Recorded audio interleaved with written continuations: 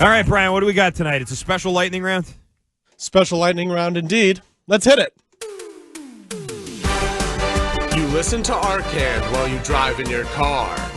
Now it's time for Arcand to name that bar. Christian Arcand, best known in Boston and really all of New England. Hot sports takes. He was on Thursday Night Football, of course yelling about Jeremy Swayman. However, most listeners might not know that Christian Arcand was and is no stranger to Boston nightlife. Sadly, many bars in the Boston area have closed over the years, but not before Arcand was able to create some good memories. So the game is simple, Arcand. I will give you a couple hints in regards to these bars that have either closed or have rebranded. And Arcand, you are going to have to name that bar. Okay, I like it. I like this. I mean, a lot of times I was in these bars, I was maybe not thinking I got to remember details about them, but that's okay. It's neither here nor there. Let's do it. I'm ready for this. All right, well, so I thought, first one should be easy, right? Okay, sure. This bar opened in 1993 in Faneuil Hall Marketplace, and it was known for giving out funny hats to its customers. Arcand, what bar am I talking about? That would be Dick's Last Resort. And I know because I worked at the Plow, which was right next to it. And a lot of those, Dick's Last Resort, you really had to put on the show. You had to really insult your customers. And what was funny about that, quick story here, is that Dick's Last Resort was right across from Durgan Park. And at Durgan Park, the wait staff was really like that. It wasn't like a put on. Like, they were mean to you.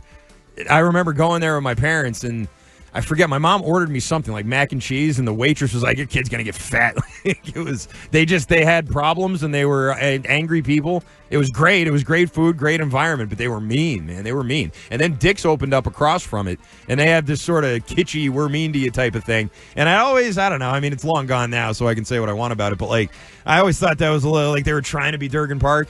They had this gimmick. But I had a lot of friends who worked there, and we always had a good time whenever we went. So, yeah, R.I.P. Dick's. All right, so 1 for 1 to start. We'll go to the next bar. This bar was closed due to the pandemic in 2020. This bar was in Back Bay. This bar opened in 2008. If you want another hint, it was a Dropkick Murphys affiliated sports bar. McGreevy's. I was thinking it had to either be McGreevy's or maybe Whiskey's.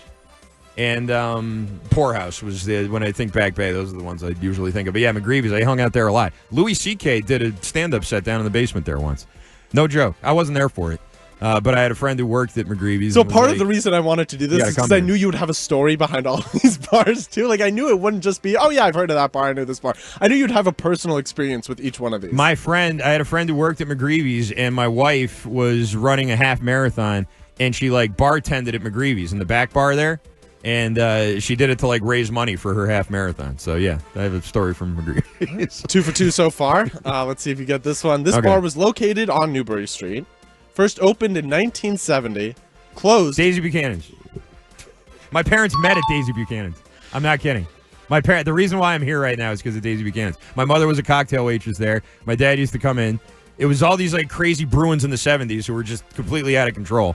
And my dad was just a normal dude, and so they hooked up, and that was that. So I remember I saw you one day. You came in with a Daisy Buchanan shirt. Yeah, I still have. And I asked you. I said, "Is that in reference to The Great Gatsby? Why do you have a shirt based off of the book, The Great Gatsby?" And you said, "No, Brian." You sat me down. You patted me on the shoulder. You said, "Hey, Brian, I got a story for you."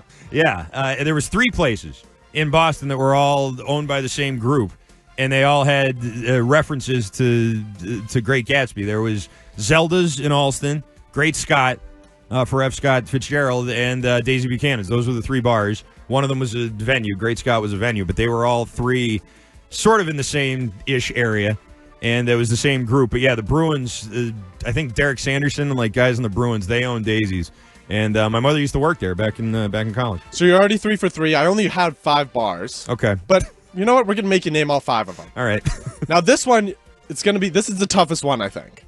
And I think you're going to need me to give you all of the hints in this one. Okay. Okay, so listen very carefully, because I think for you especially, this one's going to be difficult. All right. This bar closed after 44 years of business. It's a short walk from TD Garden.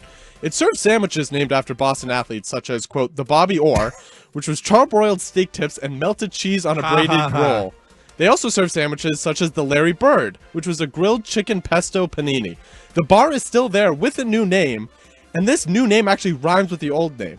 Arcand, we did a live broadcast from this spot less than a year ago. We sure did. However, you could not remember the new name of the bar. And I actually gave you 4 multiple choice options for this. Okay, let's hear them. Is it 1, The Pores? 2, The Doors? 3, The Roars? Or 4, The Fours? I'll take D, The Fours, final answer. And yes, it is now called Scores. We did a live show there before the Bruins opener, and I must have called it The Fours at least 4 times. At least. I opened the show. Every hour. I said it twice. I eventually got it right, but in the very beginning of the show, I said it twice to open the show, and I could see the GM being like, "What the hell, man?" And I was like, "What?" And I was like, "Oh, right, not The Fours anymore." Anyway, I've not been invited back. I don't know if that's a coincidence or not, but I do really love Scores. I think Scores is great. The food's great.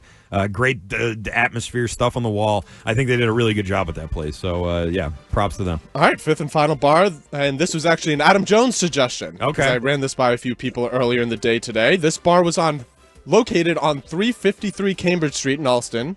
It turned into a Pizzeria Regina, and is now a Hobson's Bar and Grill. Arcand, what bar am I talking about? That would be the Sports Depot, where I also worked. Yeah, Sports Depot, which was in my family, actually, for a while. And they, for years, it was the only place that had out-of-market football games. It was the only place in the 90s. It was the only place you could watch out-of-market football games because they had this big satellite dish, and they put it up on the roof, and they were able to get out-of-market NFL games, which for college students who were here from all over, the country, or at BU and BC and, Harvard and around there, they'd want to watch their team. It was the only place that they could go watch them. At the Sports Depot, which, yeah, it was a long run there. And now it's Hobson's Bar and Grill.